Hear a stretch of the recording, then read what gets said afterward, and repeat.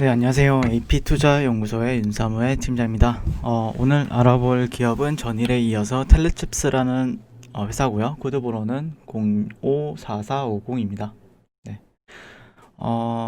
현재 언제죠? 11월 4일인가요? 네, 11월 4일 수요일이고요. 12시 2분을 지나고 있네요. 제가 이 종목 같은 경우에 거의 매일같이 영상을 꾸준히 리뷰를 하고 있습니다. 네, 그렇다 보니까 어떤 매매 전략적인 부분들에 있어서는 가격이 변함에 따라서 좀 바뀌는 부분들이 있고요. 다만 기업의 내용들 같은 경우에는 이전의 영상과 크게 다르지 않을 수 있다라는 점을 미리 말씀드리고요. 이 영상을 또 처음 보시는 분들도 계실까요? 네, 내용이 다소 중첩이 될 수 있어요. 네. 일단 텔레칩스 같은 경우에는 뭐 요즘에 좀 시장이 안정화가 되고 있죠. 네, 안정화가 되면서 사실 이제 바이오 주식들 중에 이제 개별적으로 호재가 있는 기업들이 조금 요즘에 주도주로서 보여지고 있고요. 그다음에 자율주행 관련주들도 현재 뭐 순서가 좀 다를 뿐이지, 조금 강세 흐름을 보여주고 있고, 뭐 반도체 주식들도 괜찮아 보입니다. 네, 텔레칩스 같은 경우에는 리뷰 뭐 칩셋 미디어랑 같이 하고 있는데요. 네, 칩셋 미디어가 한 이 정도 있을 때 제가 이제 매수 관점으로 한번 봤었고요. 이후에 텔레칩스라는 종목을 와가지고 여기서 제가 매수 관점을 봤습니다. 네, 그래서 이전의 영상들 보시면은 제가 여기서 왜 매수 관점을 보는지에 대해서 다 나와 있고, 실질적으로 18,300원대에서는 저는 이제 매도 관점으로 봤어요. 네, 여기서는 저는 이제 어떻게 보면은 조금 매도 관점으로 봤었고요. 그다음에 현재 내려오는 파동에 있어서 13,000원부터 12,000원 사이에 우리는 매수 관점으로 볼 수 있다라고 말씀을 드렸습니다. 그리고 나서 현재 저희가 매수 관점을 본 구간이 한 번, 두 번, 이렇게 세 번, 그리고 여기서는 매도 관점. 네. 아마 전에 제가 찍은 영상들 다 찾아보시면은 제가 다 이렇게 리뷰를 했고, 왜 여기서 관점을 이렇게 보는지 다 설명이 나와 있어요. 네. 그래서 뭐 사실 텔레칩스 같은 경우에는 어떤 테마적인 부분들, 네, 물론 테마적인 부분들에 있어서 무시할 수는 없어요. 네. 그러면서 어떤 분들 그때 지난번 금요일에 영상을 올려드렸는데 되게 텔레칩스에 실망을 했다. 네, 실망을 했다. 이슈가 있었죠, 분명히 이슈가 있었는데 뭐 모트렉스나 모바일 어플라이언스 뭐 이런 남성 같은 종목들이 주도 테마로서 대장격으로 올라가는 흐름을 보였었고요. 다만 텔레칩스 같은 경우에는 저는 테마도 있긴 한데 어느 정도의 기업적인 부분들에 대해서도 좀 주목을 해보고 있다라고 말씀을 드렸어요. 네, 결국엔 펀더멘탈이죠. 그래서 텔레칩스가 하고 있는 일이 반도체 설계 전문 업체고요. 팹립스라고 하죠, 이거를.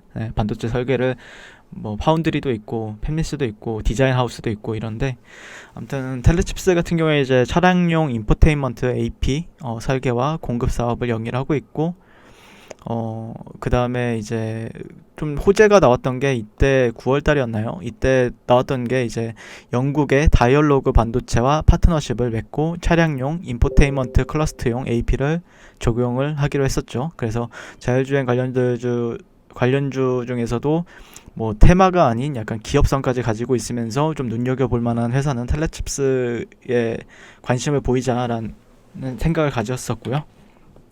그 이후에는 이제 앨런 머스크가 이제 배터리데이에서 핵심이 자율주행이었죠.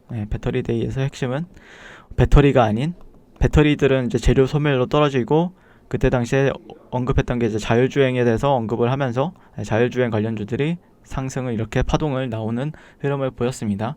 이후에 좀 시장이 떨어지면서 이후에 시장의 영향으로 인해서 좀 조정도 받았고, 그 다음에 테슬라가 이제 완전 자율주행 기능을 선보였는데 저는 생각보다 기대 이상으로 봤어요. 기대 레벨 4보단 좀 더 높고 레벨 5 정도보단 살짝 약한 4.5 정도 수준으로 저는 생각을 하고 있거든요. 근데 이제 그게 이제 베타 서비스가 제공이 되고 있고, 내년이나 올해 말 정도에는 그거에 대한 상용화가 이루어질 것이다 라는 기대감이 작용하지 않을까라고 생각을 하고 있고요. 현재 그렇기 때문에 최근에 또 아마존에서도 이제 인공지능 AI가 이제 들어간 알렉사가 탑재된 전기 승합차를 공개했다는 소식도 있고, 그러면서 이제 완전 자율주행, 그거에 대한 계속해서 모멘텀이 이어지는가에 대해서 현재 보고 있는 시점입니다. 네, 그래서 텔레칩스 같은 경우에는 뭐 현대모비스가 주 고객사고요. 그 다음에 삼성전자, 뭐 SK하이닉스, LG전자 다 협업을 하고 있는 기업입니다. 그러면서 이제 뭐 세력이 빠져나간 거 아니냐라고 얘기하시는 분도 계셨는데 사실 모르죠. 네, 저는 알 수가 없죠. 네, 제가 세력이 아니기 때문에. 다만 추측은 할 수 있죠. 네, 추측은 저는 아직은 빠져나가기보다는 거래 기회가 있을 때는 거래를 매매를 해보자라는 의견을 드렸었고요, 어제. 그러면서 좀 디테일하게도 설명을 드렸어요, 어제. 뭐 보신 분들은 아실 텐데, 그쵸? 최근에 어떤 패턴, 제가 보는 어떤 하모닉 패턴에 기반을 둔 이런 사이퍼 패턴, 사이퍼에 기반을 두고 우리는 12,000원에서 12,000원에서 매수를 받아볼 수 있다. 그리고 매물대는 13,000원이었죠. 네, 매물대는 13,000원이었고 패턴 기반했을 때는 12,000원이었어요. 네, 12,000원이었고 네, 그 다음에 이거랑 예시가 똑같은 차트가 하나 있습니다. 제가 다음 시간에 알려드릴게요. 네, 이거랑 똑같고 흐름도 비슷한 차트가 있어요. 제가 그걸로도 수익을 낸 적이 있었거든요. 네. 힌트를 드리면 랩지노믹스예요. 네, 랩지노믹스랑 이 차트랑 똑같아요. 근데 시간 관계상 랩지노믹스까지 얘기를 할 수는 없을 것 같고 그냥 오늘은 정리가 어떻게 되는지, 어떻게 봐야 되는지 관점만 풀고 다음 시간에 왜 제가 이렇게 봤는지에 대해서 얘기를 해보도록 할게요.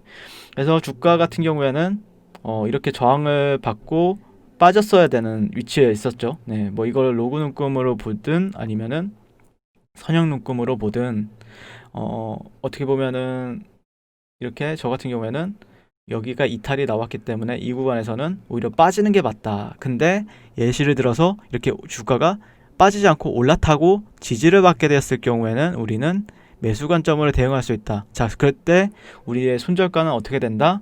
이런 저점을 기반을 두거나 아니면은 좀 더 나는 손절이 짧은 사람들은 여기를 두면 된다. 여기보다 좀 약간 아래 아니면 이것보다 좀 약간 아래에 두고 할 수 있다. 매매를. 어제 방송이었죠, 이게. 어제 방송 내용이었는데 생각보다 오늘 슈팅이 잘 줬어요. 네, 슈팅이 이후에 이탈이 나왔어요. 자, 이거는 뭐냐면은 이거를 이제 보통은 속임수라고 하죠. 네, 속임수 아니면은 휩소라고 하는데, 휩소라고 하는데 속임수 이어 여기서 베팅이 되면 결국에 그래서 손절가를 잡는 거죠. 여기보다 좀 낮게 걸거나 이것보다 좀 낮게 거는 이유는 그런 부분. 이게 속임수가 될지 아니면은 진짜 내려갈지 우린 몰라요. 다만 베팅이 들어가는 부분에 있어서 오늘 어제 베팅이 들어갔다라고 하면은 네, 바로 슈팅을 주는. 근데 다만 제가 좀 아쉬운 거는 제가 1차 목표가를 14,250원을 봤었죠. 네, 14,250원에는 그 VI를 앞두고 한 두 호가 14,000원이 고가잖아요. 두 호가를 앞두고 저항을 받았더라고요. 강하게 그것도. 네. 그래서 결론적으로 말씀드리면 아직은 1차 목표가에는 도달하지 못했고 만약에 그 전에 청산을 했다 내가 하면은 뭐 이런 어떤 트렌드적인 부분들, 이런 트렌드적인 부분들에 있어서 좀 연장을 해서 여기에다가 나는 조금 연장을 해서 이 상단 부분에서 정을 받을 것 같아서 팔았다. 잘 판 겁니다. 제가 보는 관점에서는 팔고 또 사면 되죠. 또 매수 기회를 주면은 또 사면 된다.